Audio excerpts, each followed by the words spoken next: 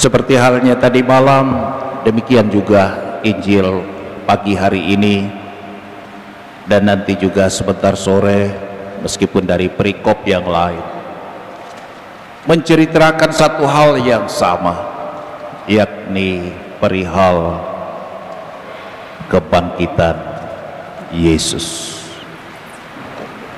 Mari kita sadari, saudara-saudari, bahwa kebangkitan Yesus itulah dasar iman kekristenan kita. Tanpa kebangkitan tak ada iman Kristiani, maka tidak akan ada yang namanya Paulus, tidak ada yang namanya Yohanes, tidak akan ada namanya Julius, Barnabas, Lukas, Petrus, tidak ada juga namanya Maria, tidak ada juga namanya Margareta, Juliana, Juliani, dan seterusnya, nama-nama Kristiani, nama-nama baptis. Nama-nama itu mungkin muncul menjadi banyak nama di antara kita orang Nasrani karena kita dibaptis dan memakai nama para santo-santa yang sudah lebih dahulu mengimani Yesus Tuhan yang bangkit mulia pada hari Minggu Paskah. Kebangkitan Yesus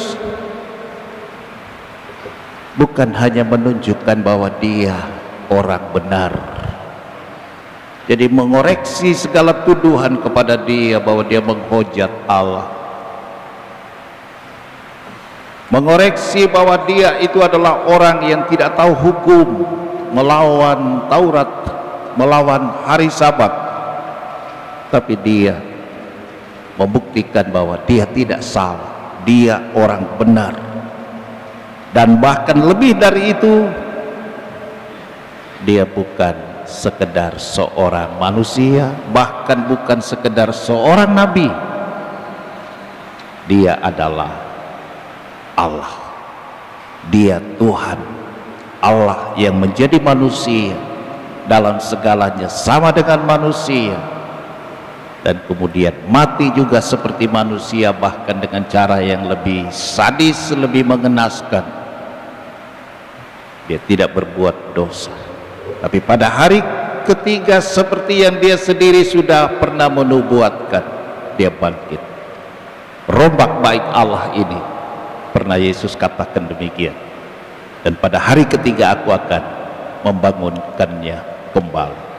Orang kaget, heran, orang berpikir ini patotoai, ini Yesus, ini PDTM, ini Yesus, percaya diri talewa-lewa. Puluhan tahun mereka bilang, kami punya nenek moyang membangun ini bait Allah, dan kau katakan hanya dalam waktu 3 hari kalau dirubuhkan kau akan bangun kembali. Mereka tidak tahu atau belum mengerti bahwa yang Yesus maksudkan dengan bait Allah sesungguhnya adalah dirinya sendiri. Kebangkitan Kristus itu terjadi pada hari Minggu, pagi-pagi benar. Itu dikisahkan di dalam kitab suci, dan itulah sebabnya saudara-saudari, hari Minggu menjadi hari Tuhan bagi kita orang Kristen. Hari Minggu menjadi hari di mana kita semua diundang datang ke gereja, berkumpul, mewujudkan diri sebagai gereja, karena gereja yang sesungguhnya itu bukan gedung.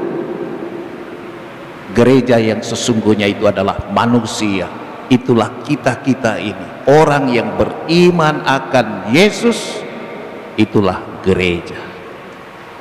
Dan itu menjadi nyata di dalam kumpulan, ketika kita berkumpul secara resmi di tempat yang resmi, pada waktu yang resmi. Itulah di gereja pada hari Minggu. Karena Yesus bangkit pada hari Minggu. Kalau Yesus bangkit hari Senin, lalu kita berkumpulnya itu hari Senin. Kalau Yesus bangkitnya itu hari Rabu, lalu hari Tuhan bagi kita itu hari Rabu. Tapi tidak, Yesus bangkit hari Minggu.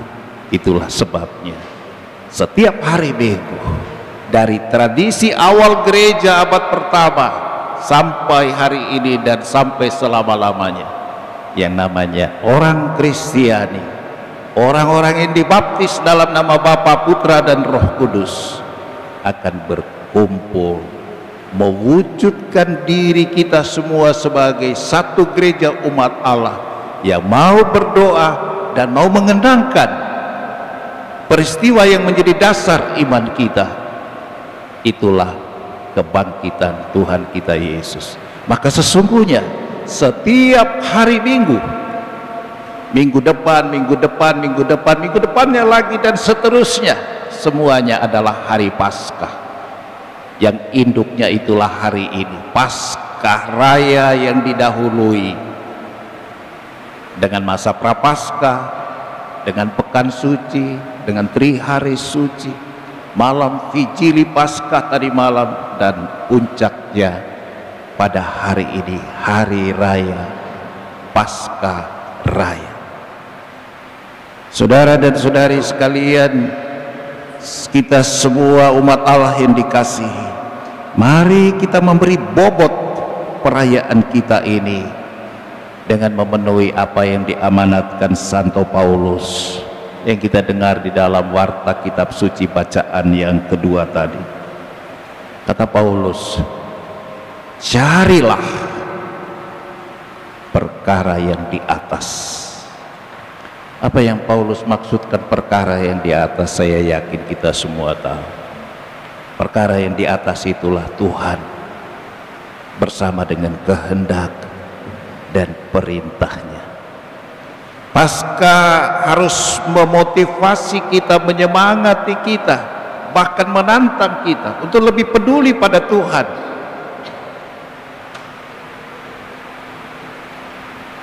Lebih tergerak untuk menjadikan segala kehendak perintahnya sebagai pedoman hidup kita.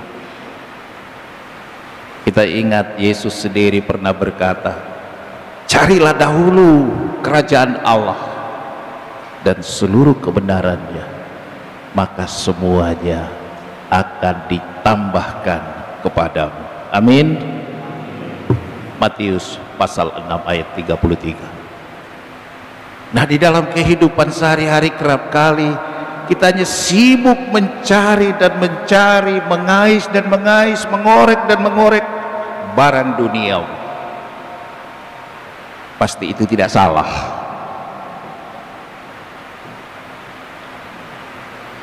Itu tidak keliru. Tetapi yang salah adalah itu tonji.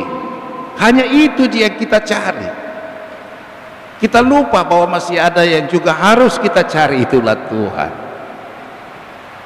Yang salah itu adalah bahwa habis energi kita, habis waktu kita, habis perhatian kita hanya untuk barang duniawi, lalu untuk Tuhan hanyalah yang tersisa, waktu yang tersisa.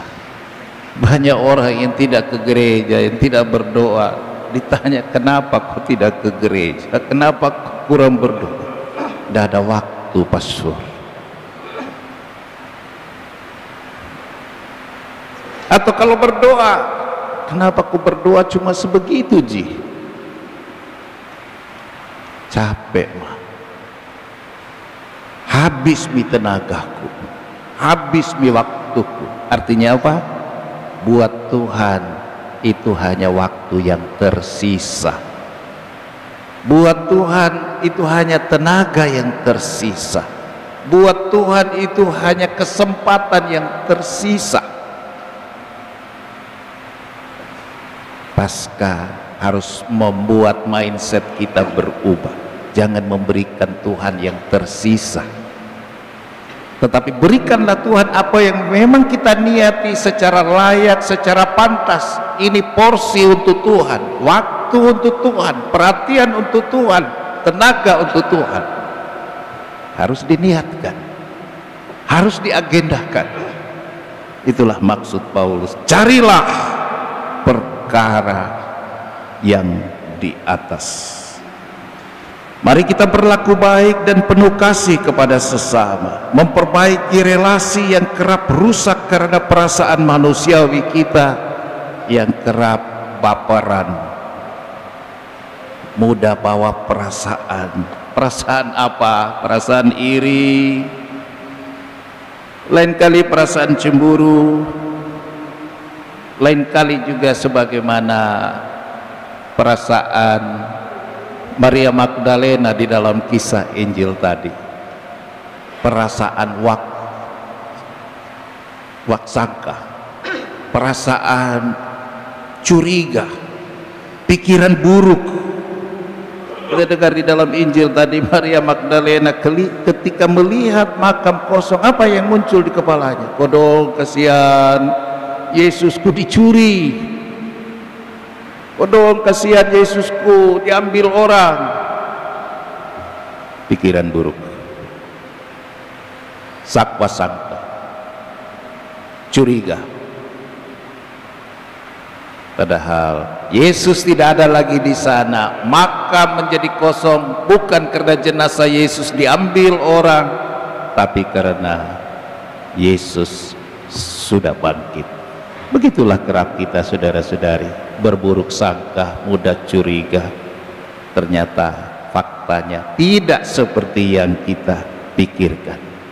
Maka salah satu makna Paskah dalam rangka pembaruan hidup, mencari yang di atas.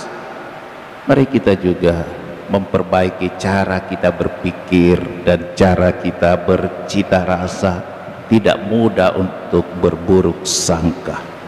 Paskah menjadi kesempatan kita mengoreksi yang salah, kesempatan untuk mati terhadap dosa dan hidup baru bagi kemuliaan Tuhan yang harus semakin hari semakin lebih besar. Selamat Paskah, Tuhan Yesus yang bangkit memberkati kita semua. Amin.